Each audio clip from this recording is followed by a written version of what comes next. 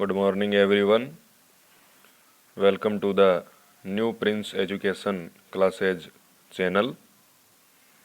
This is Nikhil Soni and I am welcome to all of you. आज की ये जो हमारी वीडियो होने वाली है इसमें मैं बेसिकली आज आपका जो बीएससी फर्स्ट ईयर महाराजा गंगा सिंह यूनिवर्सिटी का सिलेबस है वो स्टार्ट करने जा रहा हूँ, जिसकी ये फर्स्ट वीडियो है। इंट्रोडक्शन वीडियो मान लीजिए। इसमें आज मैं केवल आपको एग्ज़ाम के पैटर्न और आपका जो यूनिट का डिवाइडेशन है उसके बारे में एक इस टाइप की रणनीति बताने वाला हूँ, जिसके आधार पर आप अपने एग्ज़ामिनेशन के अंदर गुड स्कोर कर सकते हैं हमारे चैनल की इन फिज़िक्स की वीडियो के थ्रू। आने वाले टाइम में यदि रिस्पॉन्स अच्छा रहता है और अच्छा रहेगा तो हम उसके हिसाब से आपकी केमिस्ट्री की क्लासेज और मैथमेटिक्स की जो क्लासेज है उनका भी अरेंजमेंट कर देंगे। टाइम को ख़राब न करते हुए सबसे पहले मैं आपको बता देता हूँ कि आपकी जो MGSU की यूनिवर्सिटी है, महाराजा गंगा सिंह यूनिवर्सिटी है, इसमें आपके बीएससी फर्स्ट ईयर के अंदर जो आपका सिलेबस होगा या जो आपका पेपर होगा वो टोटली सबसे पहले जो आपके फिजिक्स के पेपर होंगे वो नंबर ऑफ पेपर्स 3 होंगे और इन 3 पेपर का जो डिवाइडेशन होता है वो आपका यूनिट वाइज हो सकता है। पहले यूनिट वाइज आता था, अब ये आपका पार्ट के अंदर डिवाइड हो गया है और आपका जो पर पेपर होता है वो 45 मार्क्स का होगा। MGSU की बात कर रहा हूँ तो 45 एंड 45 ये आपका फर्स्ट पेपर, ये आपका सेकंड पेपर और ये आपका थर्ड पेपर। अब 65 मार्क्स का आपका यहाँ पर प्रैक्टिकल होना है, प्रैक्टिकल एग्ज़ाम। उसका सिलेबस मैं अलग से बताऊंगा, अभी हम केवल थ्योरेटिकल पेपर की बात कर रहे हैं। अब इन तीनों पेपर के अंदर जो मार्क्स हैं उनका डिस्ट्रीब्यूशन अलग अलग रहेगा।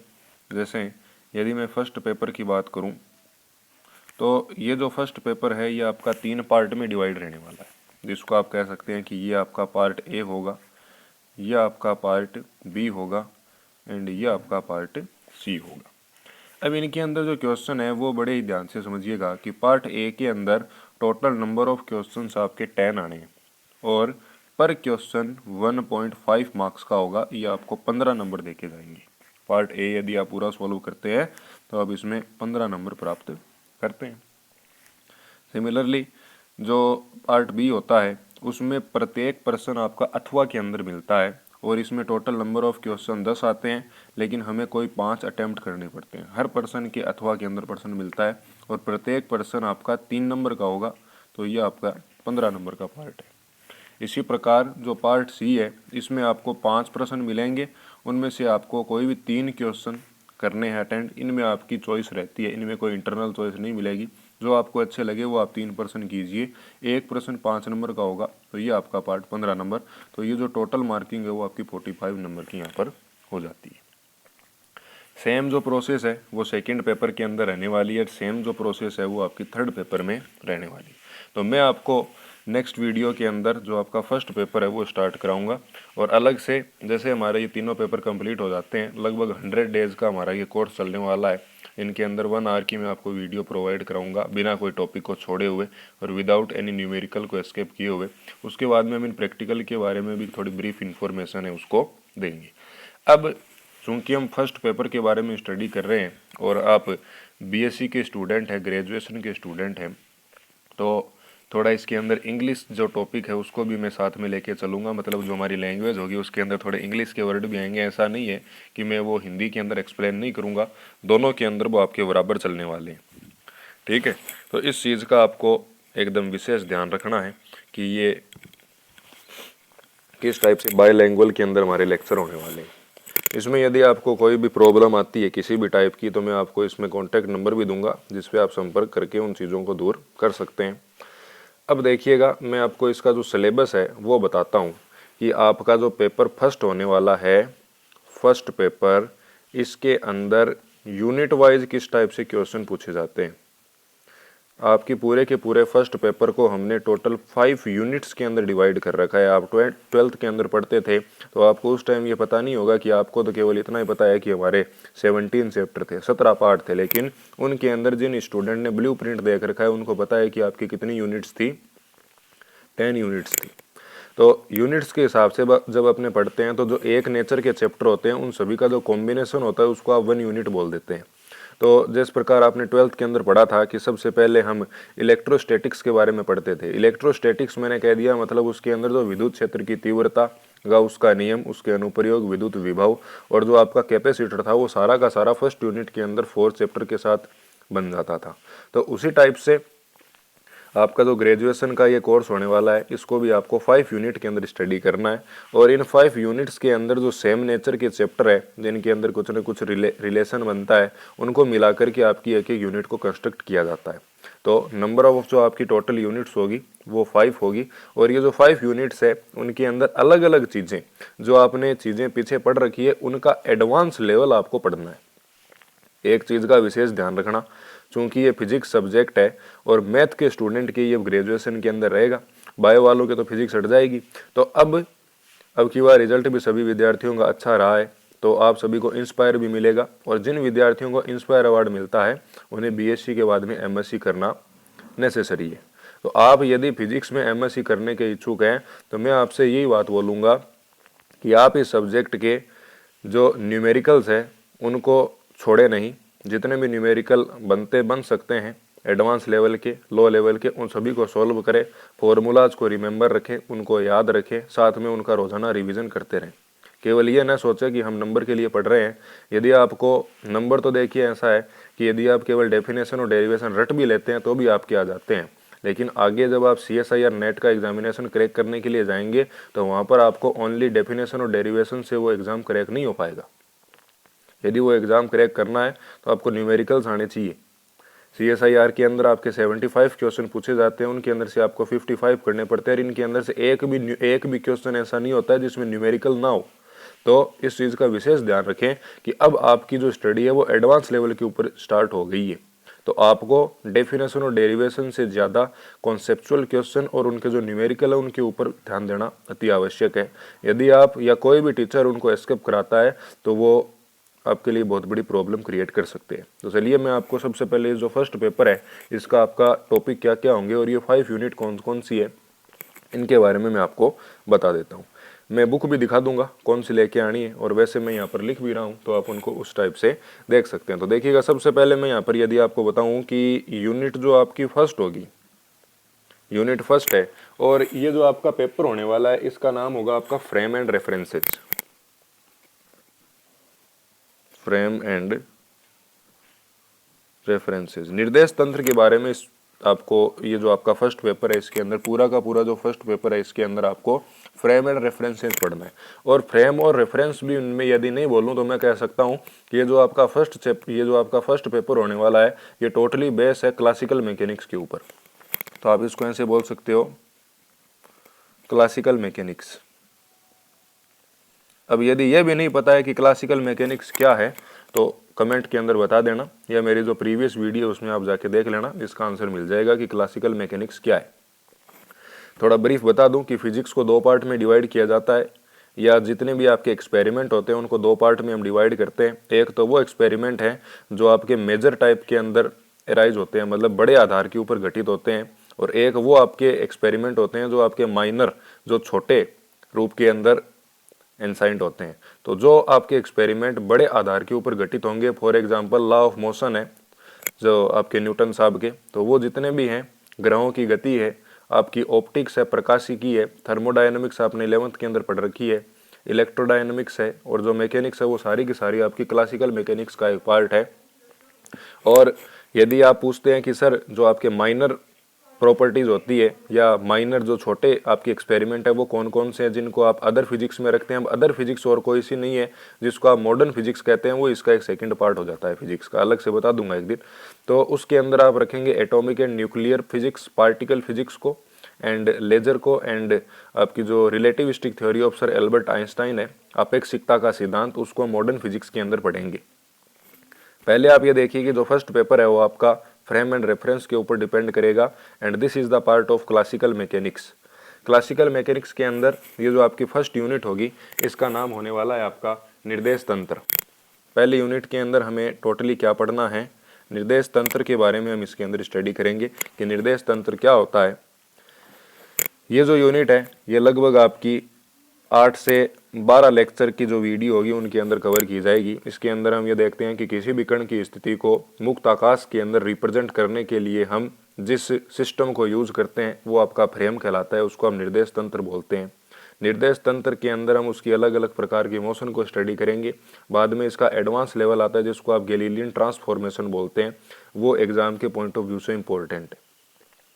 बाद में हम देखते हैं कि जो आपका नेचर है उसके अंदर कितने टाइप के फोर्सेज लगते हैं। उनके अंदर हमने ये पढ़ रखा है कि आपका विद्युत चुंबकीय बल होता है, नाभिकीय बल होता है, प्रबल नाभिकीय बल होता है, दुर्बल नाभिकीय बल होता है, ग्रेविटेशनल फोर्स होता है। उनके अलावा एक हम इसके अंदर नया बल पढ़ते हैं जिसको आप बोलते हैं सुडोज फोर्स या जिसको आप बोलते हैं छद्म बल। और उनके जो एग्जाम्पल है वो आपके आ जाते हैं कोरियोलिस फोर्स के थ्रू। कोरियोलिस फोर्स एक इस टाइप का इमेजिनरी फोर्स होता है जो किसी भी मोशन करने वाले पार्टिकल के ऊपर ऑलवेज एप्लीकेबल रहता है। क्यों रहता है ये अपने इसके पूरे के पूरे एक्सप्लेनेशन के अंदर देखेंगे। अब यूनिट यदि अपने 2 की बात करते हैं, यूनिट जो सेकंड आती है उसके अंदर आपको ये पढ़ना पड़ता है कि special theory of relativistic sir Albert Einstein, ये आपको पढ़नी है अपेक्षिकता का सिद्धांत। अपेक्षिकता का सिद्धांत, इसके अंदर सर एल्बर्ट आइंस्टाइन उन घटनाओं के बारे में स्टडी करते हैं जो पार्टिकल प्रकाश की वेलोसिटी से भी ज़्यादा वेलोसिटी के ऊपर मोशन शो करते हैं। उन कणों के लिए जो अलग से थ्योरी अप्लाई की जाती है वो आपकी कहलाती है अपेक्षिकता का सिद्धांत। हमने अभी तक जितने भी लॉ वगैरह पढ़े हैं, नियम पढ़े हैं, वो सारे के सारे केवल उन्हीं पार्टिकल के ऊपर एप्लीकेबल रहते हैं जिनका वेग प्रकाश के वेग से कम होता है। और हम साधारणतः यही समझते हैं कि प्रकाश का वेग प्रकृति का सबसे अधिकतम वेग है, इससे ज़्यादा वेग प्रकृति के अंदर नहीं पाया जा सकता। परंतु ये एक संभावना तो है ही कि कोई ऐसा कण यदि भविष्य में उपस्थित हो गया कि जिसका वेग लाइट की वेलोसिटी 3 × 10⁸ मीटर पर सेकंड से भी ग्रेटर हो गया, तो उनकी जो प्रॉब्लम्स होती है उनको सॉल्व करने के लिए आपके न्यूटन के क्लासिकल मैकेनिक्स के सारे लॉ फेल हो जाते हैं। उन लॉ को एप्लीकेबल या उन लॉ को आगे और डेराइव करने के लिए सर एल्बर्ट आइंस्टाइन रिलेटिविस्टिक का सिद्धांत प्रोड्यूस करते हैं, वो हमें इस यूनिट सेकंड के अंदर पढ़ना है। हमने जनरली ये देखा है कि जो लेंथ है उसकी only for positive value possible है, लेकिन रिलेटिविस्टिक थ्योरी के अंदर ये भी पॉसिबल है कि लेंथ के अंदर कॉन्ट्रैक्ट नेगेटिव वैल्यू आ जाती है। टाइम है उसके अंदर विस्फरण पाया जाता है और मास भी रेड्यूस होकर माइनस के अंदर कन्वर्ट हो सकता है। ये सारी चीज़ें हम रिलेटिविस्टिक थ्योरी के अंदर स्टडी करेंगे। यूनिट 3 की यदि मैं बात करूँ, यूनिट जो थर्ड होने वाली है, इस यूनिट 3 के अंदर आपको motion of central force, motion under central force, आपने एक चीज़ पढ़ी होगी कि जो केंद्रीय बल है उनके बारे में आपको पढ़ना है। ये आपकी पढ़ी हुई चीज़ है, अभी मैं बता देता हूँ। केंद्रीय बल फॉर एग्जाम्पल जो आपके ग्रेविटेशनल फोर्स होता है उसके बारे में हम यहाँ पर पढ़ेंगे। और इसके साथ साथ हम ये भी पढ़ेंगे कि जो केपलर्स लॉ है वो क्या होते हैं और उनको डेराइव किस प्रकार से किया जा सकता है। ये सारी आपके यूनिट थर्ड के अंदर है। यूनिट थर्ड का मैं बता दूं, इसके साथ में आपका जो आपने ये पढ़ रखा था कि जो मोशन ऑफ रॉकेट है वो भी अपने को इस वाले चैप्टर के अंदर स्टडी करनी पड़ेगी। और भी इसमें कई चीज़ें हैं, वो हम जब इसको पूरा का पूरा स्टडी करेंगे उस टाइम में आपको बताऊंगा। अभी अपने केवल इसका इंट्रो देख रहे हैं। यूनिट यदि 4 की बात करते हो तो आपने 11th में पढ़ा था रिजिड बॉडी डायनामिक्स क्या होती है। यूनिट जो आपकी 4th है इसमें आपको ये पढ़ना है कि रिजिड बॉडी डायनामिक्स क्या है, जिसे आप दृढ़ पिंड गतिकी बोलते हैं। इंट्रो बता देता हूँ। प्रकृति के अंदर वो पदार्थ दृढ़ पिंड कहलाते हैं जिनके ऊपर आप कितना भी फोर्स अप्लाई कर दीजिए उनकी जो शेप है उसके अंदर कोई भी चेंज नहीं आ सकता, वो आपके रिजिड बॉडी कहलाते हैं। और मेरे ख्याल से इस यूनिवर्स के अंदर कोई भी ऐसा पार्टिकल प्रेजेंट नहीं है जिसके ऊपर ये थ्योरी एप्लीकेबल हो। तो कोई भी आपका जो बॉडी है वो स्टैंडर्ड टाइप पे रिजिड बॉडी नहीं हो सकता। इस कारण हम जितने भी हमारे एक्सपेरिमेंट करते हैं वो साधारण जो आपके सॉलिड हैं उन्हीं को रिजिड बॉडी मानकर किए जाते हैं। आपने इनके अंदर 2 प्रकार की थ्योरम पढ़ी होगी। एक तो आपने इसके अंदर पढ़ी है समकोणिक अक्षों की प्रमेय रेखा अपनी इसके अंदर पड़ी है समांतर अक्षों की प्रमेय, और उसके बाद में चकती वगैरह गोलाकार आपके जो भी सिस्टम थे उनके कारण आपने mass of inertia, moment of inertia capital I उसकी वैल्यू फाइंड की होगी। तो उसका कुछ एडवांस लेवल है वो अपने को इस वाली यूनिट के अंदर स्टडी करना पड़ेगा।